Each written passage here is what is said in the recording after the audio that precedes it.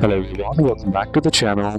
Hope you are doing well and fine, and in today's video I'll be showing you how to activate Emirates Islamic credit card. So without wasting any time, let's just jump right on the video and make sure to watch this video till the end and follow the steps as well. In order to activate Emirates Islamic credit card, the first method is using the Emirates Islamic mobile app. So to do it, simply head over and open up your Emirates mobile application, and then once you're inside there, log in using your credit shields. To do it, simply tap on login, then enter in your username, email, then your password, and then simply tap on login. And then once logged into your account, here what you need to do is simply tap on the cards option. If you don't find the cards option, simply tap on the menu icon on the bottom, and you'll find an option that says credit cards. Simply tap on that. Then once you're inside there, what you need to do is look for the option that says activate card and simply tap on it. Then once done, what you need to do is select your new credit card, then follow the prompts, and you may receive an OTP to confirm. Once you enter it, you'll be done and your card will be active and ready to use. This method is available for existing bank customers